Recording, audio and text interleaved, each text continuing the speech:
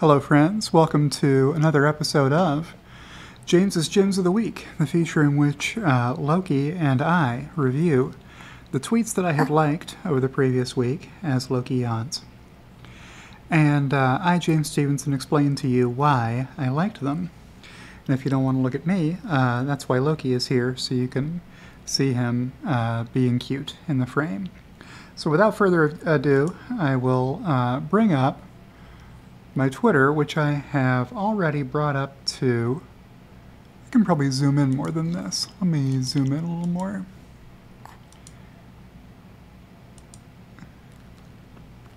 Yeah, that's going to work a lot better. Okay. So this was the last tweet that I liked and covered in last week's episode. So let's go through the rest of them. Next we have a tweet from Tesla Boomer Mama Alexandra, who tweeted, "Do we know the Mary Barra succession plan? I'd rather have a capital deployment uncertainty than a huge and ever-growing debt overhang." This is going to work better if I show the tweet that Alexandra is replying to. So this thread started with her tweeting, "Quick one before I start the day job. Graph showing the institutional ownership of shares, both for GM investment grade and Tesla not yet." So here's a chart showing GM and Tesla with institutional ownership super high for GM. Like, institutions are almost all the people who own GM shares, and that was particularly true in 2021. I mean, near 100%, right? Then the number of shares outstanding is just noted in blue off to the right for GM at 83.7%. Then for Tesla, so that was the most current reading. And then for Tesla, the same chart at the bottom, except the green line never makes it any higher than about 60% and was 47% at the time that this chart was captured. So what Gary replied with was, "Lack of investment grade rating on debt is one reason for low Tesla institutional ownership, but also no CEO succession plan, capital deployment uncertainty, Twitter overhang, expensive on PE, concerns about new EV competition." So this is what Alexandra's replying to. Do we know the Mary Barra succession plan? So somebody else has to lead GM after she's gone, right? Could anyone do as good a job as Mary Barra has? We'll find out. I'd rather have a capital deployment uncertainty than a huge and ever-growing debt overhang. 2 more months on the Twitter overhang. If that, you know, Elon could settle with Twitter before the case goes to court. Expensive on PE and won't get cheaper. Alexandra is bullish about Tesla stock rising soon. Concerns about new EV competition, much worse for GM. Yeah, who's going to have more difficulty competing in the EV market, Tesla or GM? Who does the market perceive as being good at making electric vehicles? Is it Tesla or is it General Motors? Who does a better job making EVs in the mind of the public? So I like that tweet. That's just the first tweet that I liked, along with the one at the top of that thread. I liked a tweet from Elon Musk, worth hearing about Tesla autopilot software AI progress. So this was in reply to Ashok Elaswamy, who runs Tesla's vision and autopilot and full self-driving efforts. So this was a cool video. If you haven't seen it, I liked that one too. Go check that out and see the really cool progress that Tesla is making, with occupancy being one of the main topics that was new. Next, a tweet from Stephen Mark Ryan. "Today I learned a death spiral is a 35% move up in a 3-month period." What's this talking about? Oh, well, there was a tweet here that said, another Tesla Q, Tesla short, Scott Berg, makes multi-billion-dollar bet against Elon Musk's firms. There was an article here from which I shared a couple of screenshots. So this first one, how it started, Elon Musk has plenty of Wall Street distractors. Scott Berg may be the first distressed bond manager to make a multi-billion-dollar options bet that Musk's Tesla Inc. will be squashed like a bug. All right, so what's this next one say? A quote from Scott, "Do you know what a death spiral is? Coming, Tesla Q," which Berg tweeted on May 20th when shares of Tesla, which trades under the ticker symbol TSLA, tumbled 6.4%. Yeah, you know, in the bottom of the bear market that we've had this year. And they explain what Tesla Q is. Stock exchanges typically adding a letter Q to the company's ticker when it files for bankruptcy protection. So this guy thought Tesla was going to go bankrupt, one of the world's financially strongest companies. So yeah, I got that reply from Stephen Mark Ryan here. Now Tesla will be squashed like a bug. There it is. That's the screenshot.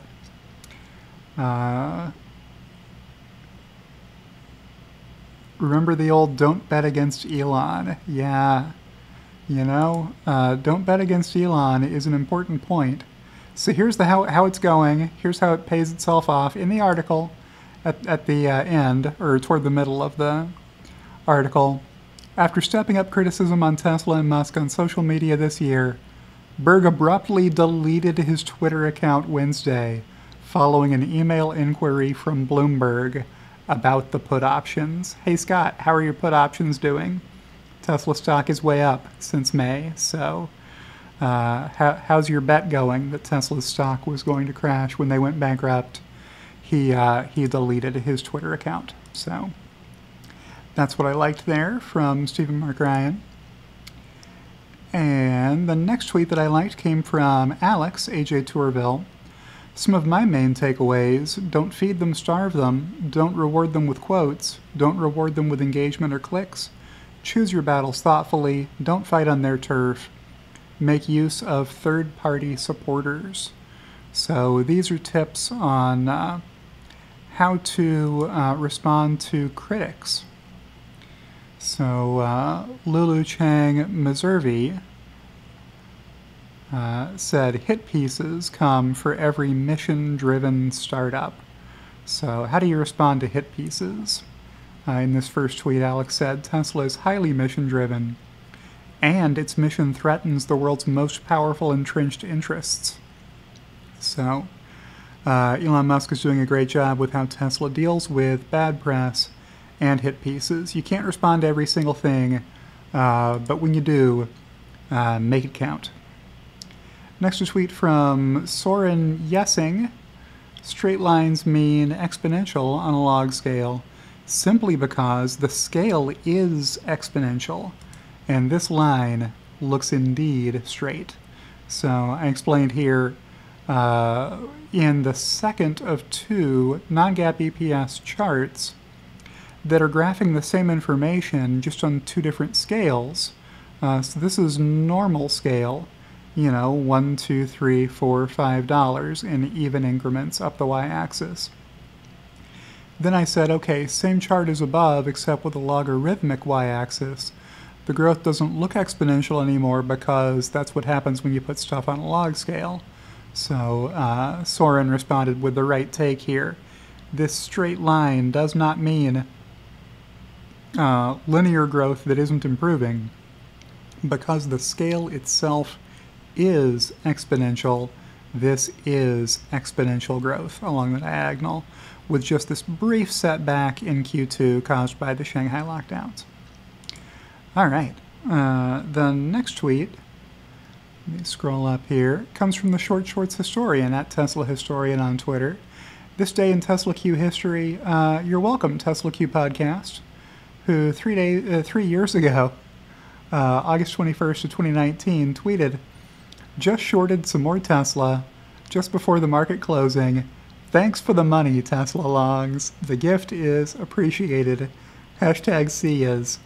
hashtag Tesla Q. So this was a bad place to short Tesla stock after the rest of this happened. Poor, totally quiet podcast. As Loki takes a walk, I think he might decide to go get in his dog bed. Okay, next up the list of tweets that I liked was another one from Alexandra, comparing Altman Z-scores for 25 megacaps, including Tesla, and 10 car makers. Based on reported earnings, Q2 2022, only 3 companies are junk-rated: Renault, Ford, and Tesla. Short recap, 0 to 1.1. Some authorities say 1.8. 1.1 to 3, gray zone. Above 3, safe. Greater than the red line. So, I make this bigger. Well, let me get myself out of the frame so you can see the most important bar on the chart. So this chart shows the Altman Z-scores. Wow, look at that red line. So that red line is around 3, and every automaker is well below it.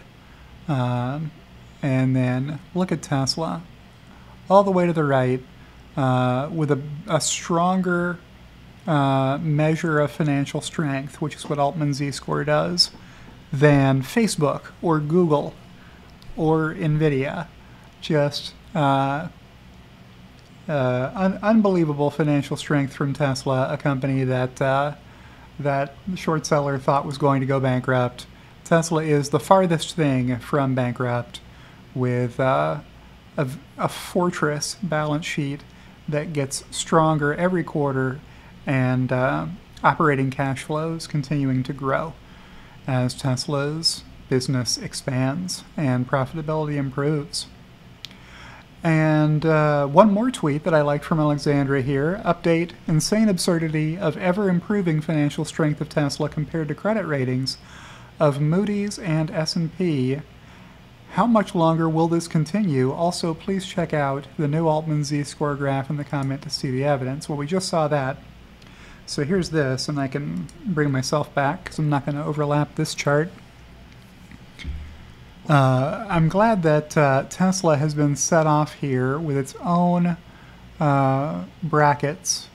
Tesla's position out of all 38 corporations. So how well is Tesla doing on each of these if you rank them from best to worst? Well, for the cash to debt ratio, Tesla is second best only to Alphabet, which is Google, and YouTube, and a bunch of other stuff, but those are the big ones.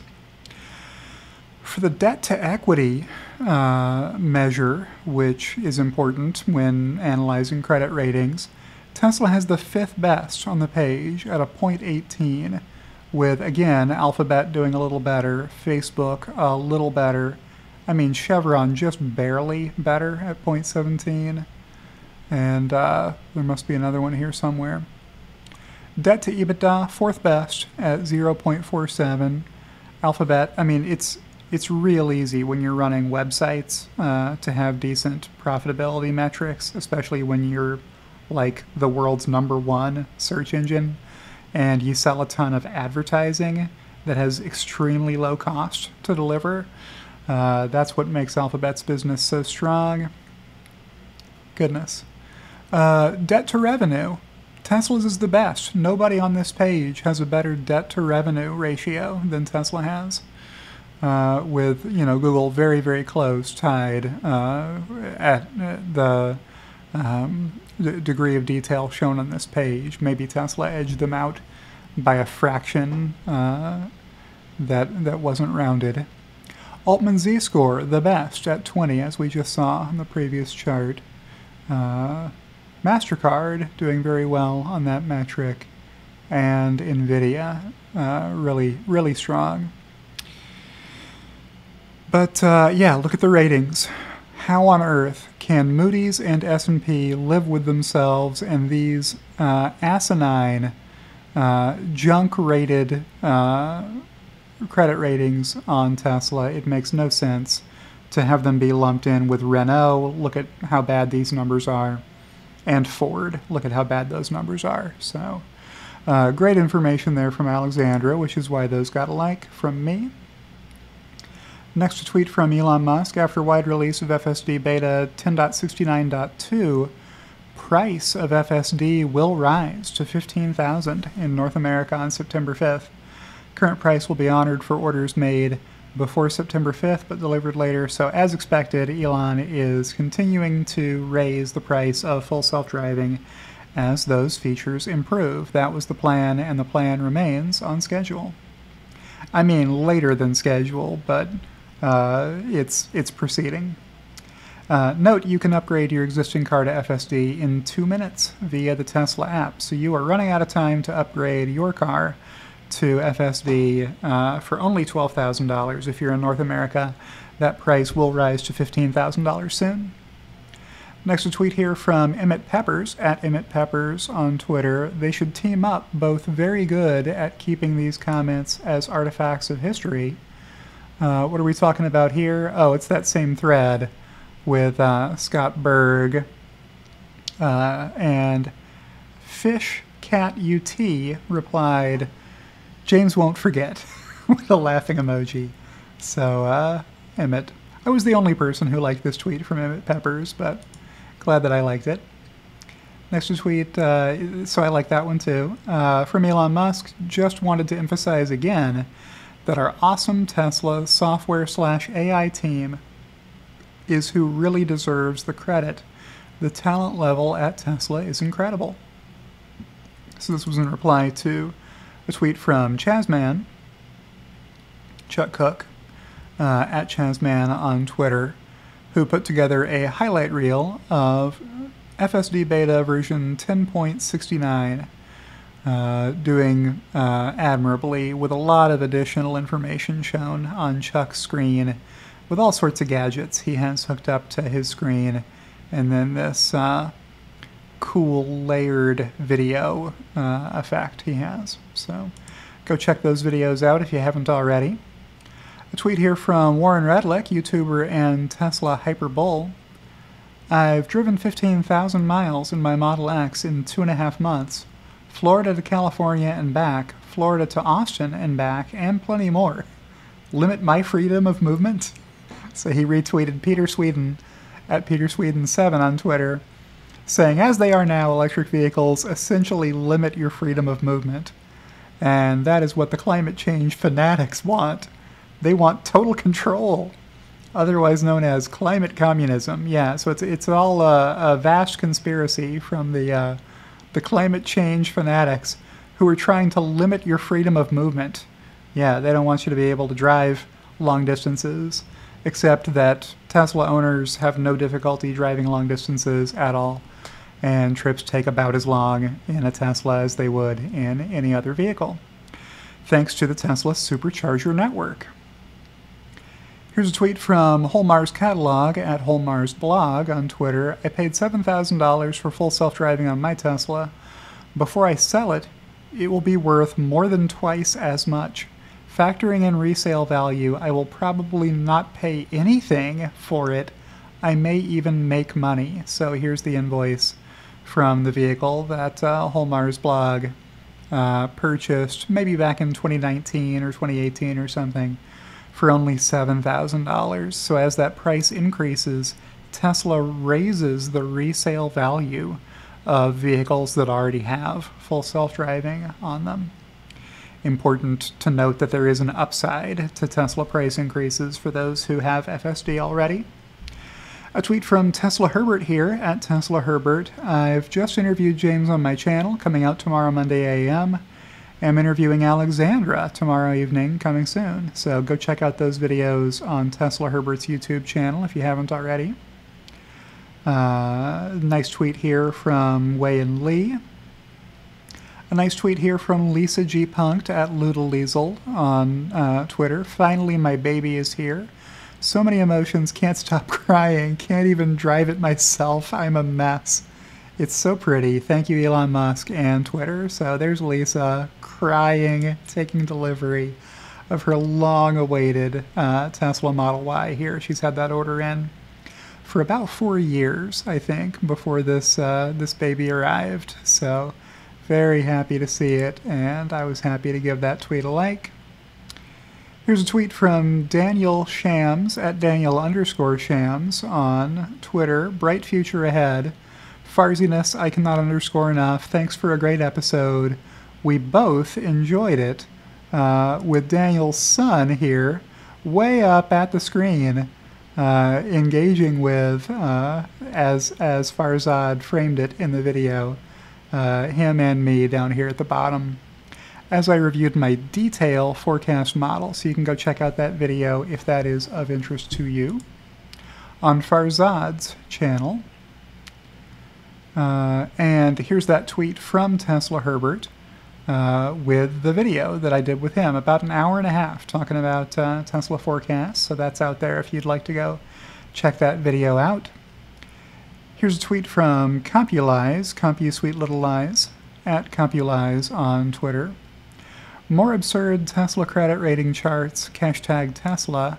So what's this showing? Well, debt to equity is over here. Altman Z-score is over here. Now we already know Tesla is way over here on the Altman Z-score scale. Look at Ford, way up here with a 3 debt to equity. That's not what you want. You don't want to have 3 times as much debt as you have shareholder value on your balance sheet. So this is unfortunate. Here's GM, not much lower than that. Apple, surprisingly, with tons of debt. You wouldn't figure Apple to have a whole lot of debt, but I guess they want to borrow money and buy back shares. That's what they've been doing. So if you can get away with it, go for it. And then right next to the 0 line, this chart goes to -1, but it would be hard to have a negative number for debt to equity. Tesla is almost at 0. And then you look at the credit ratings, which are color-coded over here. So Microsoft, AAA, fine. Their balance sheet looks okay. A couple of purple AA pluses, which is better. So these are ranked best to worst here. Why are Tesla and Ford both red at opposite ends of both of these metrics? It makes no sense, which makes that a really good chart. Next is a tweet from Stephen Bank at SBank, added Tesla 12-month and 2030 price targets from Alexandra, XIL_LLIX, and Wagner Tesla. Updated at I cannot underscore enough 12-month price target. Calculate your Tesla values according to largest collection of analysts, retail and institutional at teslapricetargets.com. So you can follow Stephen Bank for updates on that, or go check out teslapricetargets.com and see all the price targets from all the retail and Wall Street analysts in one place there, if that interests you. Here's a tweet from Matt Chasm, Matt Smith. I was watching an interview with at I cannot underscore enough and was struck by the fact that the variance between Wall Street and the Twitter analysts, including Gary Black, is so stark. I pulled together a quick table comparing Tesla 23 EPS estimates for the 3 of us compared to Wall Street. Now these are pre-split EPS estimates here. When I put out my forecast, I went ahead and did the split, even though it hadn't happened yet, so that my numbers would still be directly comparable at the end of the quarter. That split, of course, has gone through now. It happened last week. So yeah, I am way up here at a 100% implied earnings beat over what the current Wall Street consensus estimate is for next year. So that would be like $5.45 post-split adjusted. Maybe I did that wrong. $5. I can do simple math. Yeah, 545 is what I said, isn't it? You can ridicule me in the comments if I did my mental math wrong during my live video. But that's way too low. Tesla's going to blow right past that and keep going for sure. So Gary Black is above that by 39%. Matt is already above that by 61%. I think if Tesla beats by as much as I think they're going to beat by in Q3 and Q4, we're going to see all of these estimates revise upwards. So I like that tweet from Matt Smith. And Gary retweeted the same chart, saying each year since 2020, my EPS starts 40% plus higher than the street. And every year, Wall Street takes up their estimates throughout the year, fueling outperformance. 2022 has been an exception where the year-to-date estimates are again plus 43%, but Tesla PE compressed due to macro and Gary believes the Twitter overhang, people uncertain about whether Elon will need to sell lots of his stock to buy Twitter, even though it seems like it's fairly certain at this point he will not need to sell more Tesla stock to buy Twitter. So, yeah, good information there. Matt's replied, it's a bit nonsensical that the Wall Street consensus estimate for Q3 22 is $3, but they don't assume Tesla will break $4 until a year later. Why? Why would it take Tesla another 4 quarters to get from $3.18 to $4 when they're ramping up every factory and their prices are increasing and their gross margins aren't going to get worse at scale? They're going to get better, right? So, you know, rub a few brain cells together, Wall Street. Figure it out. The earnings are going to beat your consensus estimate by a lot. Next a tweet from Matt Smith. My FSD take rate assumptions were a bit too high when I first published my estimates in 2019, but even still, it was much more accurate than Wall Street at the time. There he's replying to a tweet from me where I said, if you have the historical consensus numbers, it would be fun to compare years where the results are already in. Here's how the last forecast I tweeted in 2020 compared against 2021 actual results. So on November 1st, 2020, I forecast that Tesla would have $8 billion worth of non-GAAP earnings in the full year 2021. The actual full year non-GAAP earnings were $7,640 million, including $340 million of one-time payroll taxes associated with Elon Musk's exercise of stock compensation from his 2012 plan that I did not forecast. But if I had forecast that, I would have been within $27 million for the full year. Now, you have to get real lucky to get this close, but looking across all of my variances here, there's none of them that are very big, and when I say that, I'm doing stuff in my head mentally, like this. Let me make this bigger. So I'll hide myself. This automotive sales revenue variance, where it came in $1.4 billion lower than I expected. The automotive sales cost of sales also came in lower, so I was favorable by $1 billion there. I'm netting these two against each other and saying, hey, that was really only at the gross margin line for automotive sales, a $400 million miss, not a miss larger than $1 billion. And the same thing for the automotive leasing. So this one's up, this one's down. If you net these against each other, that's less than $100 million. These two would stack on top of each other to be, you know, a $300 million miss. And this one would offset that one a little bit, down to $300 million. So, yeah, it was really the research and development where I missed by a lot. That came in higher than I thought it would. So this is an unfavorable variance to the earnings that got reported. And so is the SG&A, which is where the $340 million worth of tax expense hit. But a couple of these I got pretty close. Yeah, provision for income tax came in favorable to what I thought. I thought Tesla would pay more taxes in 2021. All right, so that was that tweet that Matt was reacting to. And I said, pretty darn good for that far out. You got the direction, the trend, and the order of magnitude on earnings right, none of which the 2019 bear camp can boast. They thought Tesla was going to go bankrupt in 2021, and we did not. So we got it right, and they didn't get it right. And I came here to drink milk and improve my core manufacturing profitability, and I've just finished my milk. Yeah. If you don't know where this GIF comes from, that's the IT Crowd. Go check out IT Crowd. if you have Netflix. All right. The next tweet comes from EnergyVest, at EnergyVest on Twitter. Indeed, at I cannot underscore enough, is projecting $4.77 per share non-GAAP EPS for Q3 22, greater than 50% upside versus consensus of 318. So I am making a bold bet, bold strategy, Cotton. Let's see if it pays off for him. I've got a big EPS target for Q3 and Q4. As you would guess from the 5/ here, there's a long thread here from EnergyVest, which I won't go into all of, but you can go check out if that interests you.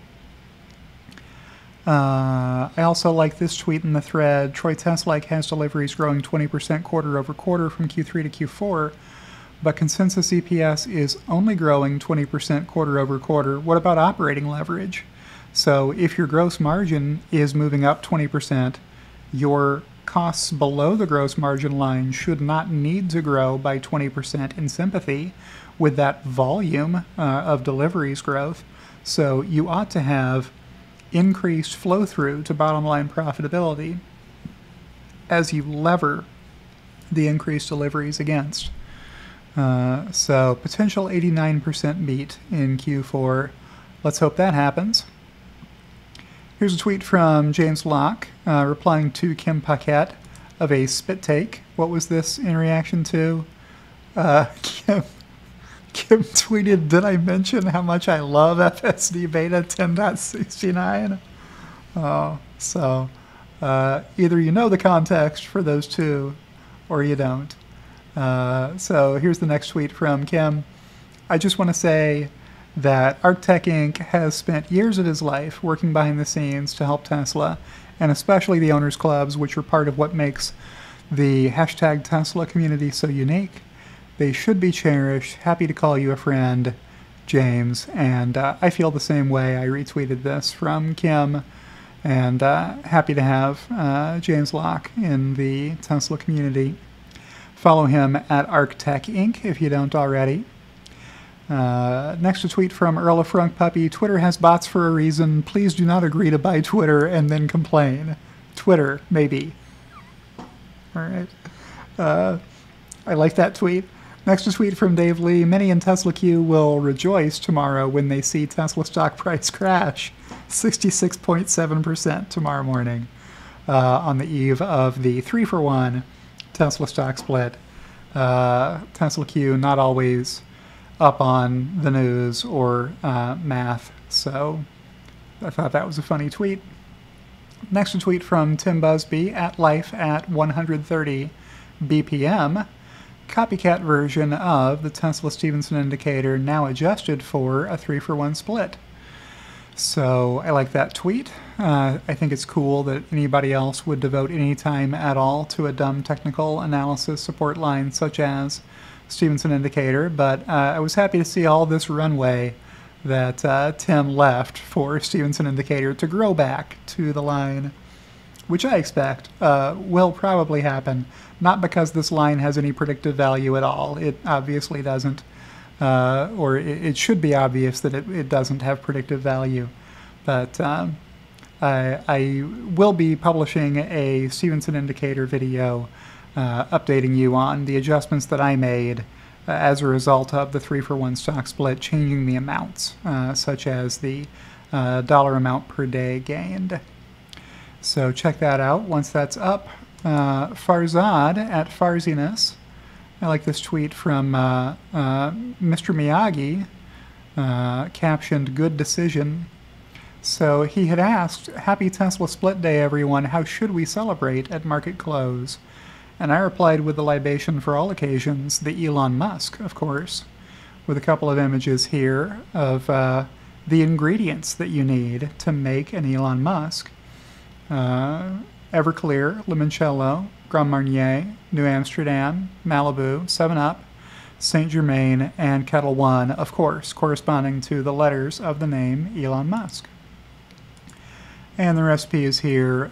Spoiler alert, the Elon Musk is mostly 7-Up. It's It's 7-Up with splashes of these other ingredients. So that's what you're drinking when you drink an Elon Musk. It's a whole lot of 7-Up and a little bit of everything else. All right, so I like that. Next, a tweet from Martin Vieja, at Martin Vieja on Twitter. This is the Vice President of Investor Relations for Tesla, who tweeted, took Pierre Ferragu around Giga Berlin. If you don't know who Pierre is, he is a Wall Street analyst who is better than most when it comes to analyzing Tesla's business. After driving Model Y Performance, he tells me, Martin, this is built like a German premium car.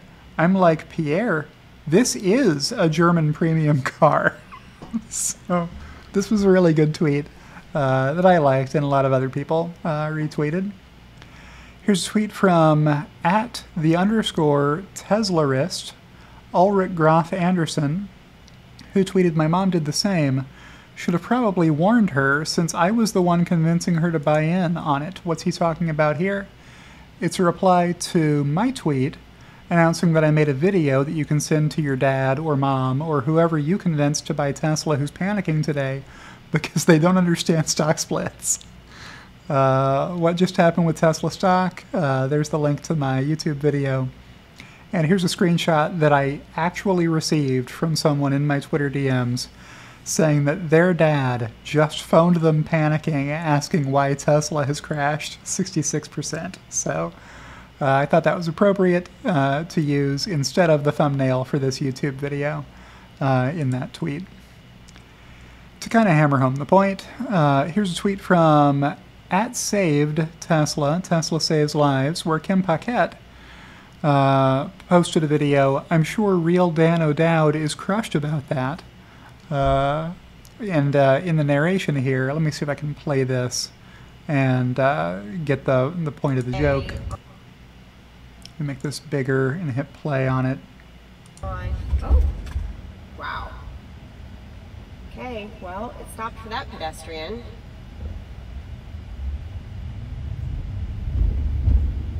I'm sure Dan O'Dowd is crushed about that. So I'm going to, I found a Chuck's Left that is... All right, so I'm sure Dan O'Dowd is crushed about that, Kim said, which is the joke. Yeah, real Dan O'Dowd thinks that Tesla FSD beta goes around trying to mow down children and mannequins and cardboard cutouts. But in this video, you can clearly see FSD beta stopping for pedestrians who were not even in the street yet. FSD beta just saw that they had intention to cross the street and stopped so that they could. So not only does FSD beta stop for pedestrians, it stops for people who are about to become pedestrians. Here's a tweet from Elon Musk with a bat emoji and a chocolate ice cream emoji and then the word crazy. Let me know in the comments below if you figured out the cryptic message hidden here. I like the tweet even though I didn't really understand what he was talking about in his reply to a tweet from Holmar's catalog.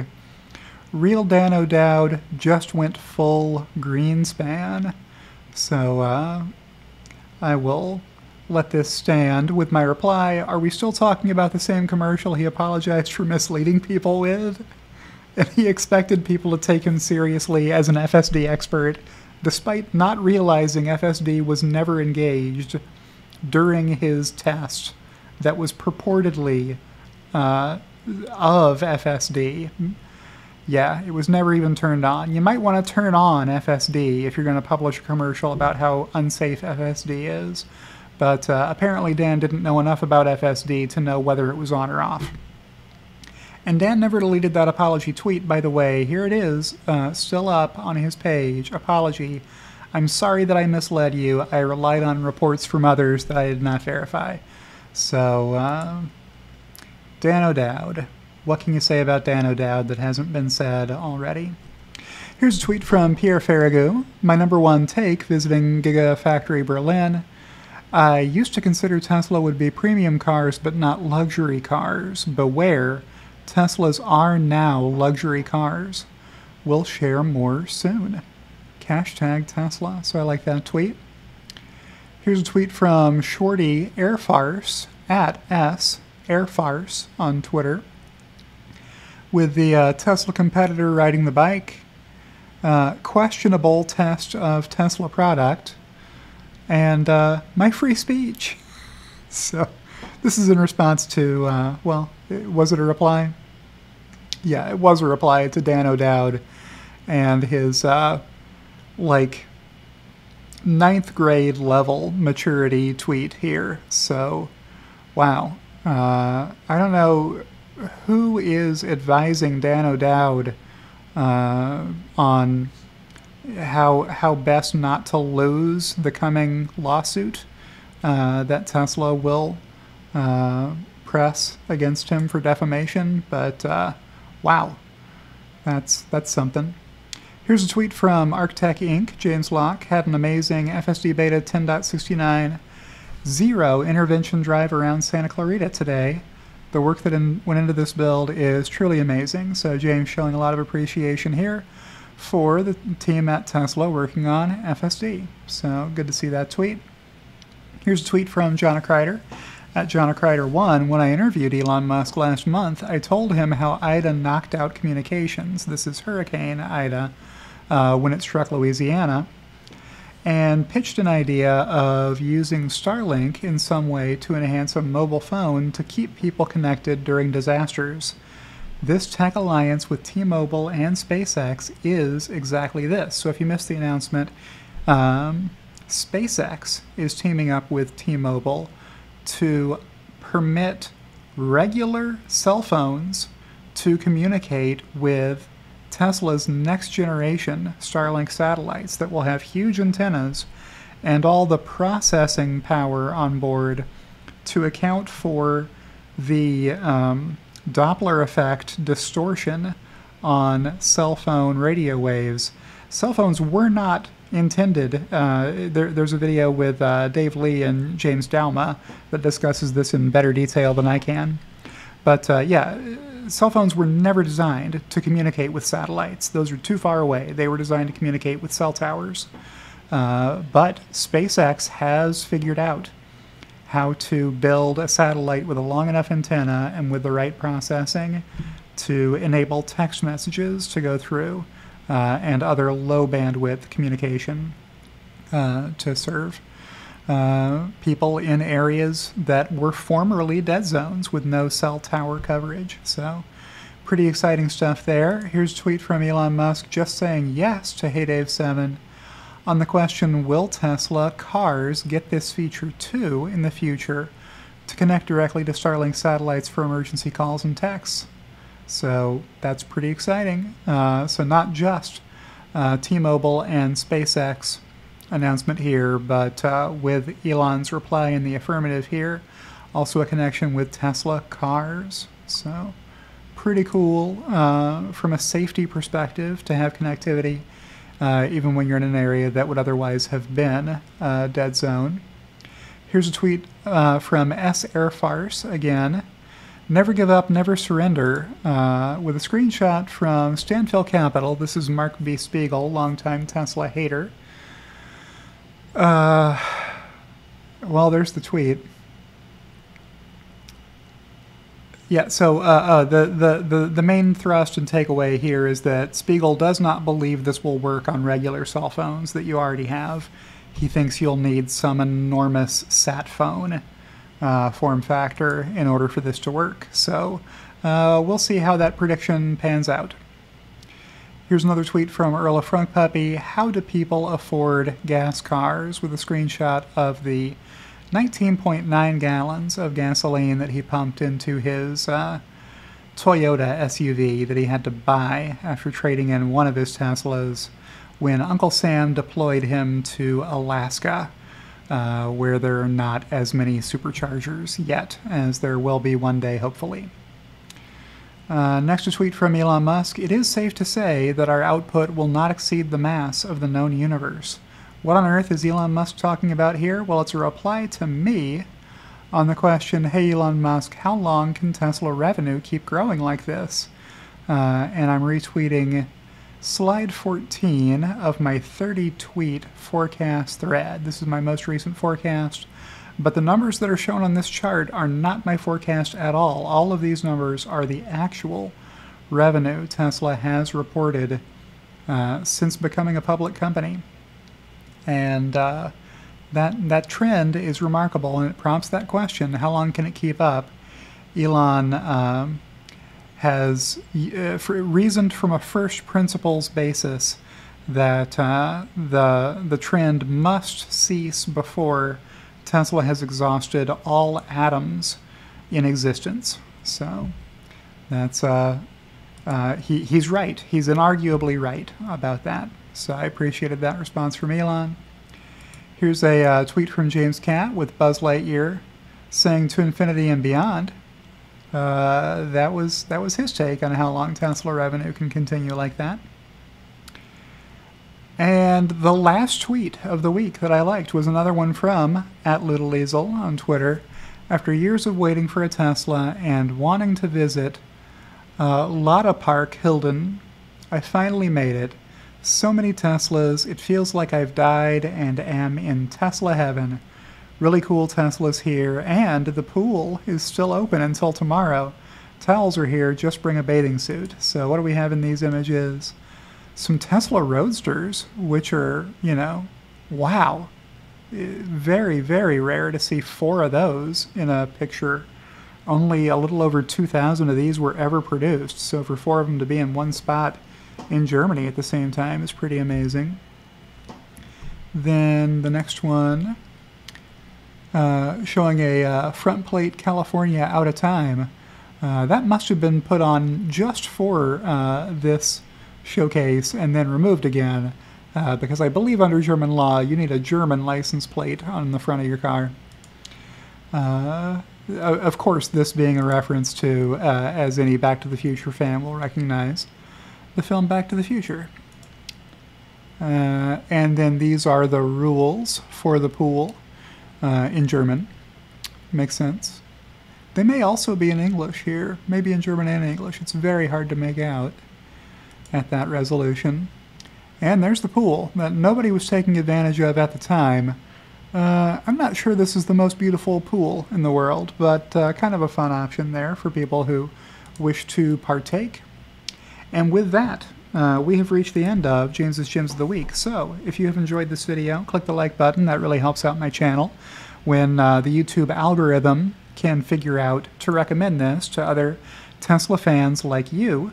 If you're not subscribed to my channel, you could go ahead and subscribe.